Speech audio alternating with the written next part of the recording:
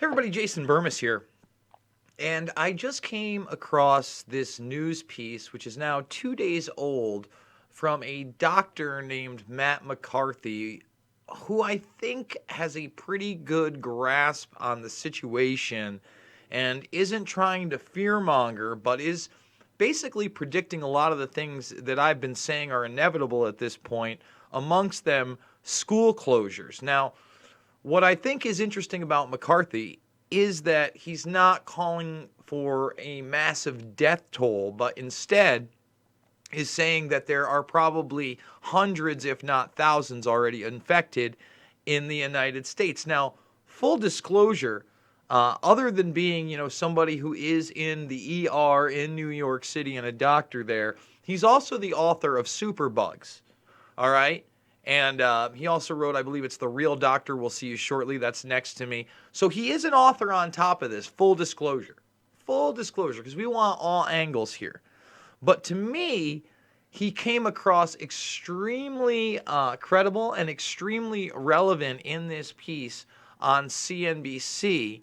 And I think it's important that we play through this and kind of give our commentary and take, because right now in New York, they've already admitted that now a second family, all of them are infected. It's another lawyer who had contact with this original lawyer, but he, his wife, and his 3 children in New Rochelle have now all tested positive for the coronavirus. And it seems like, every hour or two, there's this new milestone in a different state or a different community. We had the $8.3 billion bill assisting the coronavirus also passing today. But here's Matt McCarthy. He is the Superbugs author. And I got to tell you, I feel like he is telling a lot of truth in these pieces. Better and better. Now we can sequence this thing instantaneously almost. We can do it in an automated way. Why shouldn't we be hopeful that we can come up with a therapeutic quickly? Let me tell you the problem right now. Before I came here this morning, I was in the emergency room seeing patients. I still do not have a rapid diagnostic test available to me. Well, that's easy to do, is it not? Is it hard to manufacture? It is easy to do for some countries. What happened in the United States is that the CDC created a test, messed up a reagent, sent a test out to 50 states, and then said, oh, hold up, don't use it, let us fix it. How quickly? So let's stop. Right now, still, in New York, there is no rapid test, at least in my area in upstate New York. It gets sent to the CDC, and then you have 2 days, 48-hour return time on blood work. And now it's also being reported that there's a possibility that there are 2 separate types of strains, something I kind of hypothesized over the last week covering this more and more. Now, again, notice he's not saying that this is going to get to levels where people are going to die, okay, in mass droves. But he is saying that life is going to change and that it's being underreported. Now, March, we hear that it's coming very soon, but I'm here to tell you right now, at one of the busiest hospitals in the country, I don't have it at my fingertips. I still have to call the Department of Health. I still have to make my case plead to test people. This is not good. We know that there are 88 cases in the United States. There are going to be hundreds by middle of the week. There's going to be thousands by next week. So and this is a testing issue. What do you do? And so far, again, this is 2 days old. He's right. He's 100% right. It's Wednesday. We are on the cusp of hundreds of people now being, confirmed. We're right there. So thousands next week. When does the public freak out? That's the problem. The public freaking out, because the other thing is we don't have real mortality rates because we don't know how many people have actually been infected and then already gotten over this thing. Do with people in the emergency room if you can't test them?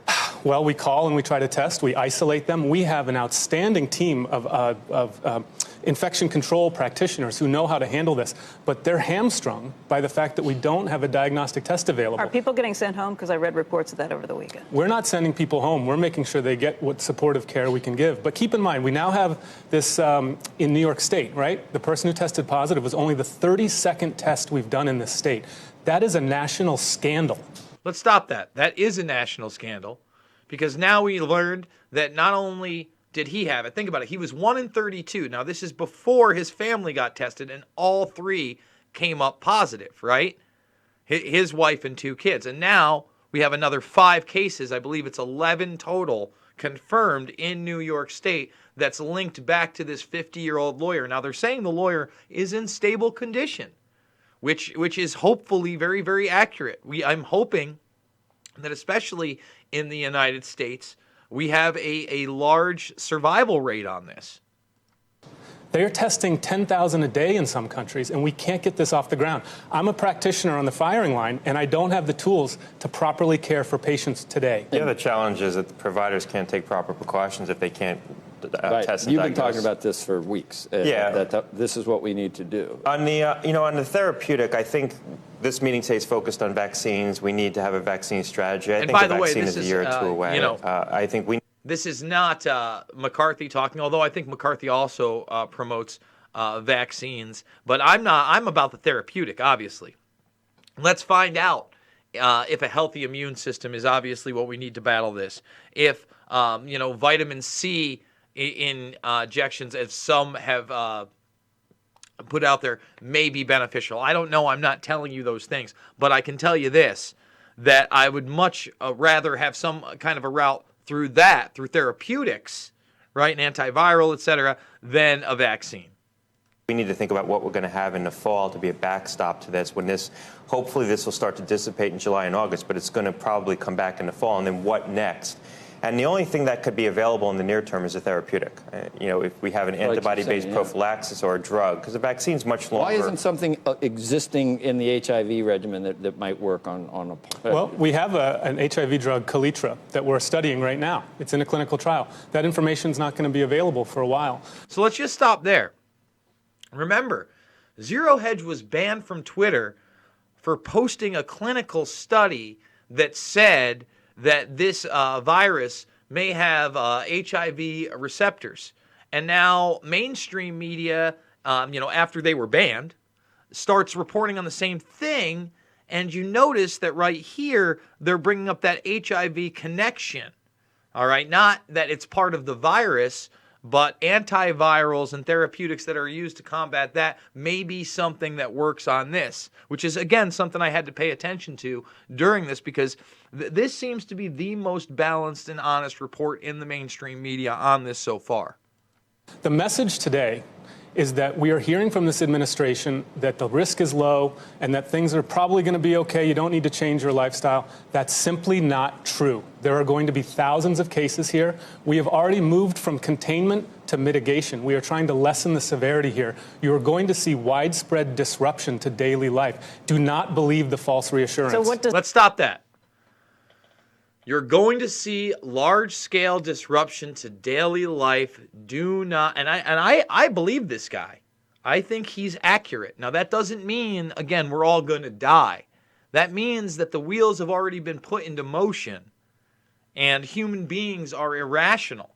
And unfortunately, when you start seeing these emergency declarations in other states, he's going to tell you it looks like schools will be closing. And remember, the SUNY program is already flying their abroad students back, okay? And that's the State University of New York College program. My big question is, at the end of this week, there's a week-long vacation.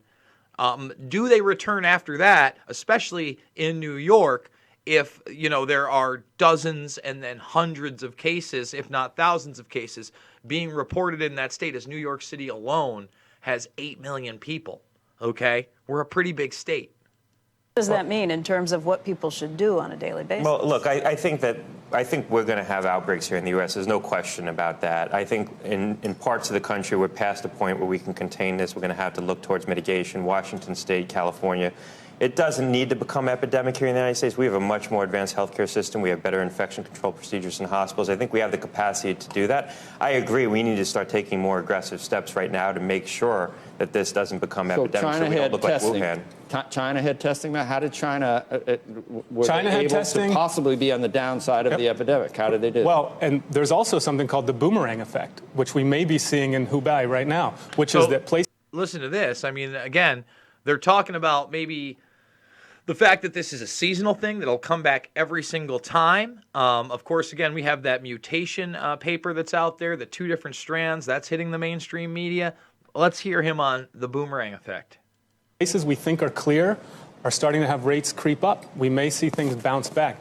But the key here is do not believe the false reassurance. I'm telling you, the cases are about to surge, and only then can we make informed decisions. Doesn't that lower quarantine. the denominator on the mortality? Absolutely. So if we're talking about mortality rate, I see numbers like 1% to 2% thrown around. I don't believe that.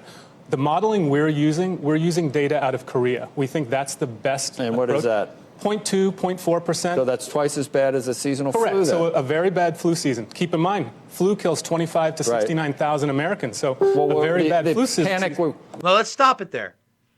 Think about what he just said. He said about twice the rate of the regular flu. And this year alone, again, the facts are that the flu has been 65% more deadly. Now, the question is, since so many people have not been tested for this, have we already seen an outbreak in the United States and it just hasn't been reported on? I mean, I think that's a real possibility. It has been caused already, and the economic effects are already much more than twice the mortality rate of the flu. We're at 10 times the mortality rate of the flu. What do you make of the Diamond Princess? Because I know that's not a typical population, but the case fatality rate there is going to be above 1% probably when that settles Absolutely. down. And, if you're an 80-year-old... Is that because it's an older population? So if you're an 80-year-old on a cruise ship, you're in trouble. I mean, the case fatality rate's over 10%. We're seeing for... So did you hear that? If you are infected on a cruise ship, they're saying the fatality rate 10%. And then you look at Washington State in that old folks' home, it's also very high. And that's why I told people, and I'm going to tell you again, if you have the opportunity to get your father, your grandfather, your grandmother, your mother out of a home and take them with you now, those are the last places you're going to want to be. Because once you are quarantined, you are quarantined. All right, understand that. Washington State is already buying up hotels and then housing people there in quarantine, making makeshift areas. I'm not trying to scare people. This is a reality. Cuomo talked about doing the same thing in his press conference yesterday.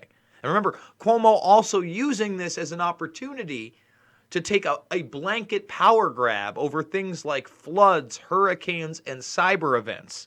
That's another thing we very much have to watch for. Ages 1 to 9, exceedingly low. Right. There's a lot about this we don't know. Asymptomatic almost. Absolutely. So widespread surveillance is going to start giving us information so that we can make these informed decisions about whether March Madness needs to be canceled. Are there different levels of panic around the country? And the reason I'm asking is because I was in Detroit last week, and this is a small example, but I asked a room full of clients and investors, are you worried about coronavirus? And they unanimously said no. And I said, are you not worried because you think you're going to catch it and you'll still be okay? Or are you not worried because you don't think you're going to catch it? And they said we're not going to catch it. Yeah, I think this is going to, for a while, this is going to be regional. You're going to have regional outbreaks where you're going to have more focus on it in certain parts of the country. Washington State, we're probably a couple of weeks away from some significant measures in Washington State. So listen to that. This is 2 days ago. We're probably a couple of weeks away from some significant measures in all of Washington State. All right? So what are those significant measures? And you have to look to the military drills they've run in this country against American citizens to understand what those measures will really be, no matter what the severity is of this. All right? The global distribution line has already been disrupted so much from China, we don't even know the economic repercussions of that yet. All right? I believe that this guy is telling you the truth about the actual disruption to our lives in the next few weeks, and I think that people need to get prepared. To try to mitigate spread in Northern California as well. Look, a couple of weeks away, it's got an incubation period of potentially a couple of weeks. So are we kind of just always going to be behind the 8 ball on this? We're reacting to the news 2 weeks later? Well, we have a lot of undiagnosed cases to his point right now. There's probably, low thousands of cases in this country that we now need to turn over the card on. So we're gonna. So let's stop that. This is a guy who worked for the FDA. He's a former FDA guy, and he's saying 2 days ago, low thousands in the United States who are already infected. I agree. And it's probably above 10,000 at this point. I think that most will be asymptomatic. I think most will be fine. Some may not even have flu-like symptoms. But again, the fear and panic of human beings and us allowing a police state takeover of our country is what is really the scary part of this. We're going to have a surge in cases before we start to catch up to the actual level of spread.